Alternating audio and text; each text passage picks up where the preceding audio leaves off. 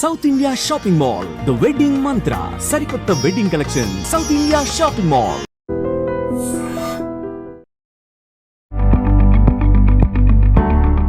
నమస్తే అండి, నేను లక్ష్మీ తేజస్వి న్యూట్రిషనిస్ట్.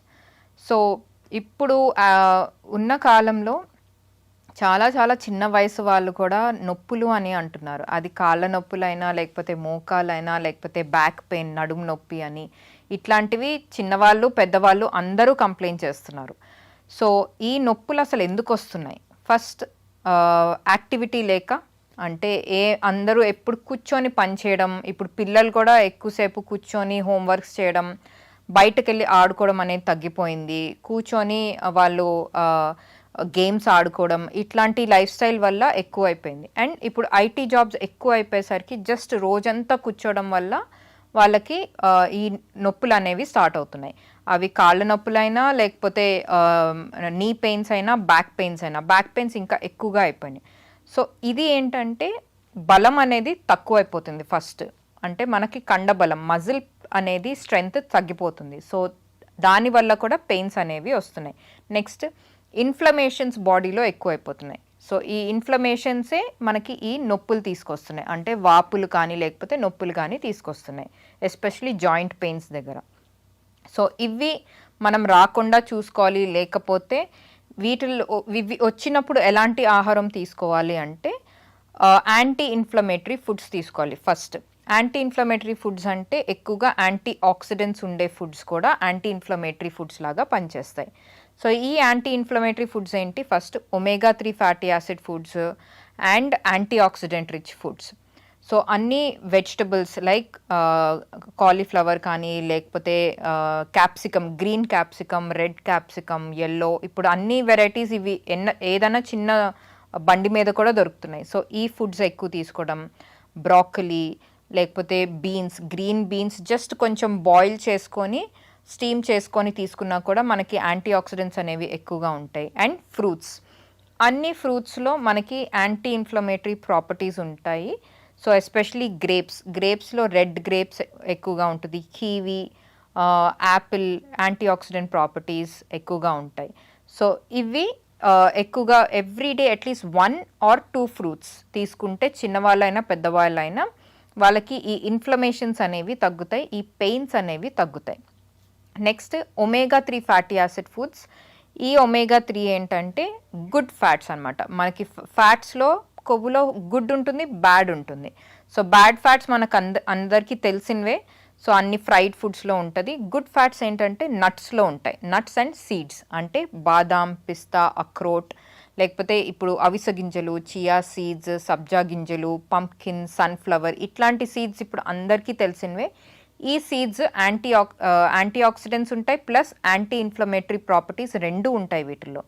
సో ఈ సీడ్స్ అనేవి ఎక్కువగా తీసుకుంటూ, నట్స్ ఎక్కువగా తీసుకుంటే మంచిది. ఎక్కువ అంటే మరీ ఎక్కువ వద్దు. కొంతమంది ఏం చేస్తారంటే చాలా పెద్ద గుప్పెడంతా తీసుకుంటారు రోజంతా. అలా తీసుకోకుండా రోజుకి ఒక 5 నుంచి 10 బాదాం వరకు, లేకపోతే 1 స్పూన్ సీడ్స్, అవిసె గింజలు తీసుకుంటే 1 స్పూను, లేకపోతే చియా సీడ్స్ 1 స్పూను, అట్లా ఏదో 1 స్పూన్ ఆర్ 2 స్పూన్స్ తీసుకుంటే ఒక 1-2 మంత్స్ వరకు ఈ నొప్పులు అనేవి తగ్గుతాయి, body pains. Next calcium rich foods అనేవి ఎక్కువగా తీసుకోవాలి. బోన్స్కి ఎస్పెషలీ మోకాలు నొప్పులు అంటే ఆర్ యాంకిల్ పెయిన్ ఎక్కువగా ఉంది అంటే, ఈ కాల్షియం బోన్ రిలేటెడ్ పెయిన్స్ అయితే calcium and vitamin D rich foods. Vitamin D అనేది ఎక్కువగా నాన్ వెజ్ ఫుడ్స్లోనే ఉంటుంది, అంటే చేపలో కానీ లేకపోతే ఎగ్స్లో ఎక్కువగా ఉంటుంది. వెజిటేరియన్స్కి మాత్రం డెఫినెట్గా సప్లిమెంట్ అనేది తీసుకోవాల్సి వస్తుంది. సో వాళ్ళు సప్లిమెంట్ అనేది తీసుకోవచ్చు. సో అండ్ కాల్షియం మన అందరికీ తెలిసిందే, పాలు, పెరుగు, మజ్జిగ ఇవి మంచివి. లేకపోతే ఇవి తినని వాళ్ళు, లేకపోతే పాలు తాగని వాళ్ళు, కాల్షియం అంటే మనకి ఇవి నువ్వులు తెల్లవైనా నల్లవైనా, నల్లవి ఇంకా మంచిది. ఈ నువ్వులు తీసుకోవడం వల్ల ఎవ్రీడే ఒక 1 టీ స్పూన్ తీసుకుంటే ఒక 1-2 మంత్స్ వరకు మనకి చాలా ఉపయోగం అనేది ఉంటుంది. సో ఈ ఫుడ్స్. నెక్స్ట్ ఈ కండబలం కూడా తగ్గడం వల్ల కొన్నిసార్లు ఈ బ్యాక్ పెయిన్ అనేది ఎక్కువగా వస్తుంది. ఎందుకంటే మనకి బేసికలీ బ్యాక్ అంతా మనకి ఆ మజిల్ అనేది చాలా స్ట్రాంగ్గా హోల్డ్ చేస్తుంది. స్ట్రాంగ్గా హోల్డ్ చేయనప్పుడు అండ్ వీక్ ఉన్నప్పుడు వెన్నుపూస అనేది కొంచెం వంగిపోయి నొప్పి అనేది ఎక్కువగా వస్తుంది.